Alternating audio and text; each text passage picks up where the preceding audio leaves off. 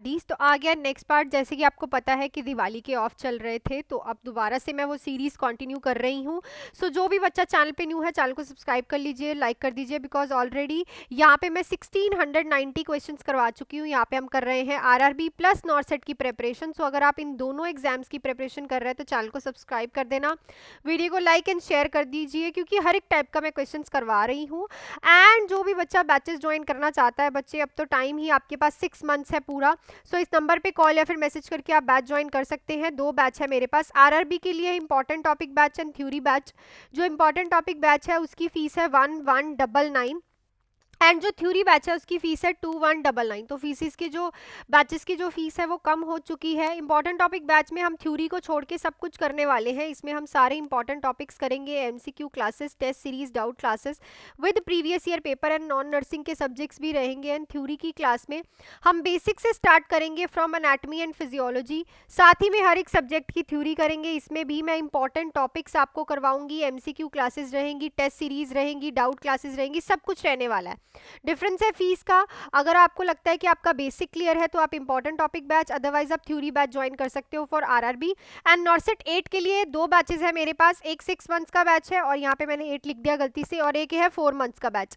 6 months का batch live and recorded, nursing and non nursing both included. जो fees रहने वाली है दैट इज 3499, और जो 4 मंथ्स का बैच है उसकी फीस रहने वाली है 2899। दोनों ही बैचेस में nursing and non nursing subjects complete रहेंगे एंड दोनों ही लाइव एंड रिकॉर्डेड रहेंगे। कोई भी बैच जो है आप इस नंबर पे मेरे से बात करके, कॉल या फिर मैसेज करके आज ही ज्वाइन कर सकते हैं। क्वेश्चंस पे चलती हूँ मैं। 1691 क्वेश्चन आज हम करने जा रहे हैं। सो क्वेश्चन रीड करते हैं। ड्रग डोज कैलकुलेशन से पहला ही क्वेश्चन है आज का। क्वेश्चन है, health care provider prescribe 2000 ml of 5% dextrose and half normal saline to infuse over 24 hours. The drop factor is 15 drops per 1 ml. The nurse should set the flow rate at how much drops per minute. Fill the blank, record your answer to the nearest whole number. So देखो यहाँ पे क्या आया है question कि 2000 ml का डेक्सट्रॉस लगा रहे हो आप, ठीक है, हाफ नॉर्मल सलाइन में 24 घंटे के लिए। तो यहाँ पे जो आपको वॉल्यूम दे रखा है वो कितना दे रखा है, 2000 ml, ठीक है।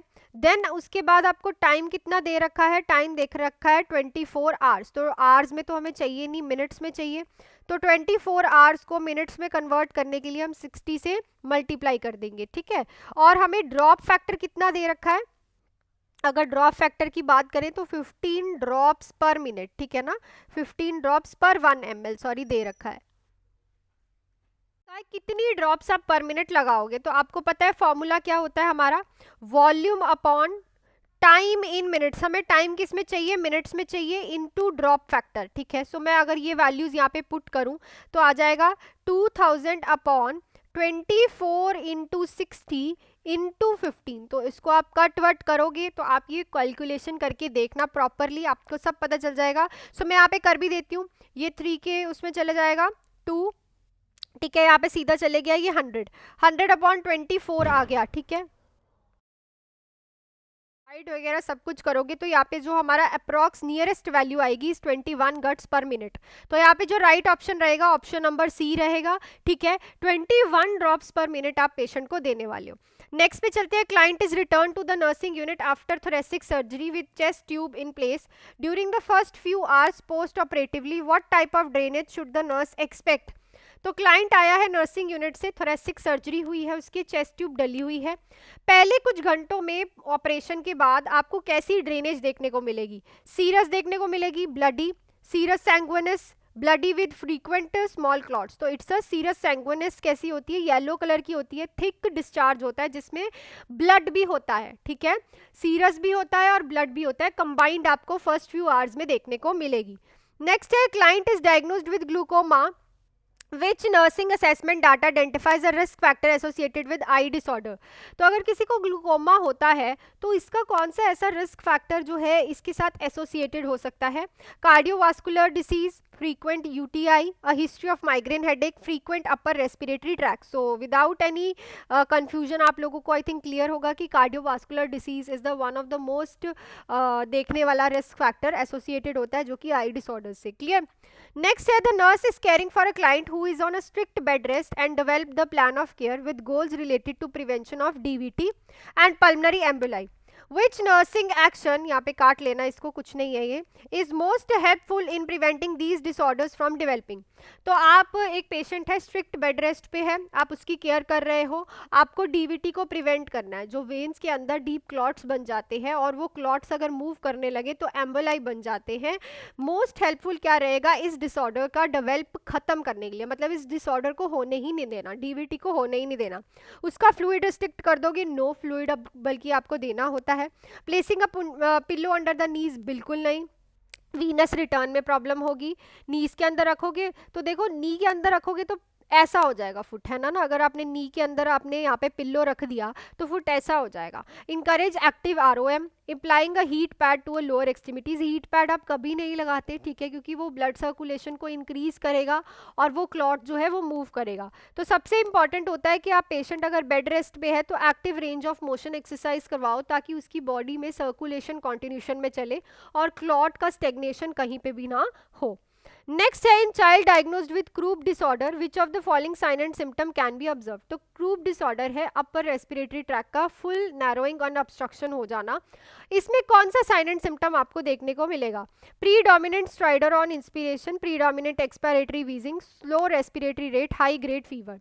सो देखो इसमें जो आपको साइन एंड सिम्टम देखने को मिलता है is a strider on inspiration. तो स्ट्राइडर जो है मोस्ट एमरजेंसी कंडीशन है, मोस्ट एमरजेंसी साउंड है, लंग साउंड है ऑस्कल्टेशन वाली, जिसको आप मेडिकल इमरजेंसी मानते हो। अगर किसी भी प्रॉब्लम में स्ट्राइडर साउंड आ रही है ऑस्कल्टेशन पे, लंग्स पे, तो आप उसको मेडिकल इमरजेंसी मान के उसका फटाफट से ट्रीटमेंट करोगे। क्लियर? सो यहाँ पे जो साइलेंट सिम्टम देखने को मिलेगा, predominant stridor on inspiration. Clear? So next question पे चलने से पहले मैं आप लोगों को थोड़ा सा बैचेस का बता दूं, जिसको सुनना है अदरवाइज आप स्किप कर सकते हो। देखो आई नो कि आप लोगों का जो बेसिक है, किनको ऐसा लगता है कि बेसिक क्लियर है और किनको नहीं है। देखो एमसीक्यूज तो मैं करवा रही हूँ, पर थ्योरी को प्रॉपरली करना इज़ वेरी इंपॉर्टेंट। अब गवर्नमेंट एग्जाम्स जो है बहुत ईजी नहीं है, बहुत कॉम्पिटिशन है, अच्छे से पढ़ना पड़ता है। सो देखो अगर आप आरआरबी के लिए बोलोगे तो अभी फेब तक और मार्च तक एग्जाम है, तो 3 मंथ्स हैं आपके पास अप्रॉक्सीमेटली।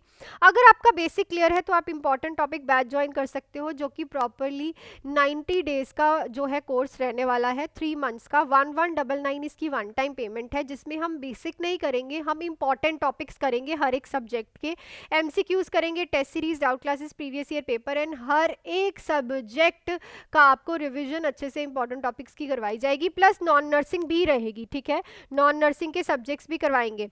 अगर आपको आरआरबी के लिए प्रॉपरली थ्योरी क्लियर करनी है, ठीक है ना, अगर आपको ऐसा है कि आरआरबी के लिए मुझे बेसिक भी अच्छे से करना है, तो उसके लिए आपको बेसिक बैच जो थ्योरी बैच है 3 मंथ्स का 2199, इसमें हम बेसिक एनाटॉमी एंड फिजियोलॉजी से स्टार्ट करके पूरे सब्जेक्ट्स की theory, important topic, MCQs, test series, doubt classes, previous year paper, इसमें भी मैं नॉन नर्सिंग के सब्जेक्ट्स आपको करवाऊंगी, ठीक है।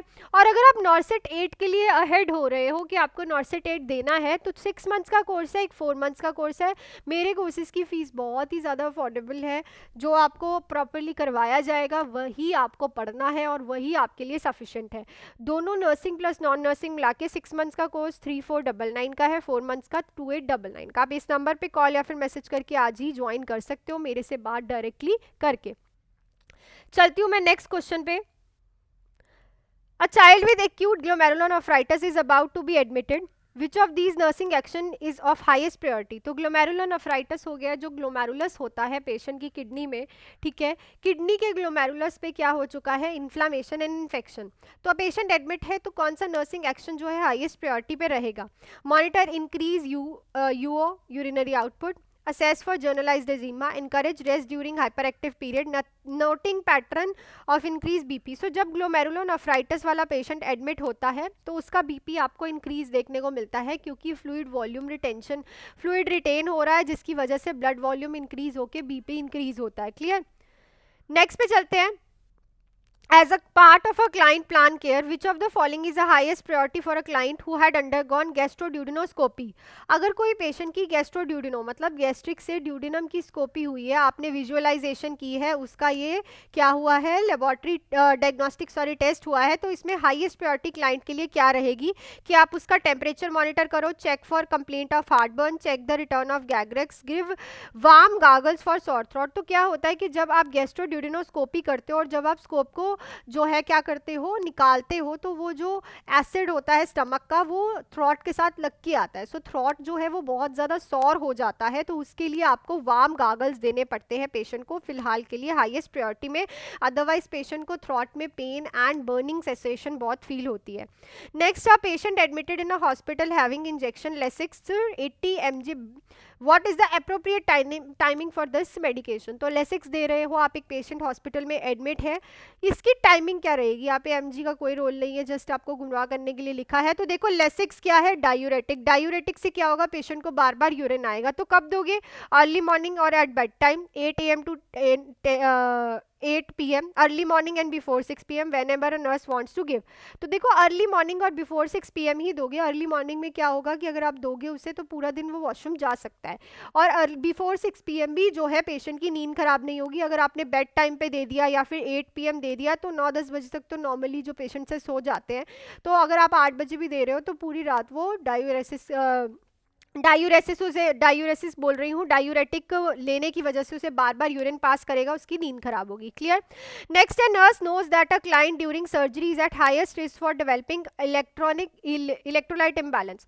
तो अगर किसी की सर्जरी हो रही है तो कौन सा इलेक्ट्रोलाइट सबसे ज़्यादा रिस्क पे होता है डेवलप होने के, हाईएस्ट होने पे? Hyperkalemia, hypernatremia, hypophosphatemia, hypermagnesemia. तो आप इससे नहीं, आप इसे मुझे कमेंट सेक्शन में लिख के बताओ, क्योंकि मुझे पता है आप इन दोनों में कंफ्यूज हो गए कि हाइपरकेलेमिया होगा कि हाइपरनेट्रीमिया। अगर किसी पेशेंट की सर्जरी हो रही है, ड्यूरिंग सर्जरी कौन सा इलेक्ट्रोलाइट इंक्रीज होने के रिस्क पे होता है? लास्ट क्वेश्चन है आज की वीडियो का, client with a type 2 diabetic develop gout, allopurinol is prescribe, when teaching about the administration of allopurinol what should the nurse instruct the client to do? Type 2 diabetes है, gout वाला patient है, allopurinol चल रही है, drug of choice है ये एलोप्रिनॉल ना gout की, ये क्वेश्चन बन गया। आप उसे क्या इंस्ट्रक्शंस दोगे अगर उसे आप एलोप्रिनॉल दे रहे हो? Decrease the daily dose of drug, limit fluid intake to 1 litre a day, take medicine on empty stomach, monitor blood glucose level more frequently. So जब किसी को गाउट है प्लस ब्लड ग्लूकोज लेवल भी इंक्रीज हो रहा है तो उससे हम डायबिटीज़, क्योंकि एलोप्रिनॉल जो है वो हाइपरग्लाइसीमिया का रिस्क भी कॉज करती है, सो इसीलिए उसे हम कहते हैं कि blood glucose level more frequently देखना होता है। क्लियर। सो आई थिंक सारे क्वेश्चंस बहुत अच्छे थे, आज आपको पसंद आए होंगे, बिकॉज हम दोबारा से अगेन से क्लासेस स्टार्ट कर रहे हैं। दिवाली ऑफ थे, 1 वीक के ऑफ पे मैं गई थी जस्ट टू रिलैक्स, ताकि आप लोग भी फेस्टिवल्स एंजॉय कर पाए और सारा कुछ आप इजीली दोबारा से फ्रेशन अप होके आएँ। सो आई थिंक कि आपको क्वेश्चंस क्लियर हो गए होंगे। वीडियो अच्छी लगे तो वीडियो को लाइक शेयर एंड सब्सक्राइब कर लीजिएगा चैनल को। एंड अब आपके पास टाइम नहीं है, 6 मंथ्स का टाइम है। मैं कहूँगी कि अगर आपको बैचेस ज्वाइन करने हैं तो वेट मत करो कि फीस कम होगी या फिर 2 महीने नहीं होगा syllabus complete properly, nursing plus non nursing both cover करने के लिए। सो आप मेरे से इस नंबर पे कॉल या फिर मैसेज करके आज ही बात करके ज्वाइन कर सकते हैं। फॉर आरआरबी अगर आपका बेसिक क्लियर है तो ये बैच 1200 का one of the best batch है, 3 मंथ्स का प्रॉपरली इंपॉर्टेंट टॉपिक बैच। और अगर आपको बेसिक क्लियर करना है तो 2200 का 2199 का ये बैच 3 मंथ्स का, जिसमें आपका एनाटॉमी एंड फिजियोलॉजी से सब स्टार्ट होगा। नर्स से टेट के लिए 6 मंथ्स का बैच 3499 का, 4 मंथ्स का 2899 का, सबसे अफोर्डेबल बैचेस है मेरे पास। और इन सब चीज़ों में आपको live and recorded nursing plus non nursing classes मिलेंगी। सो अभी आप डिले मत करो, फटाफट से ज्वाइन कर सकते हो। Till then do hard work, make your parents proud and all the best. मिलती हूँ कल दोबारा से 12:30 एंड ऑल द बेस्ट।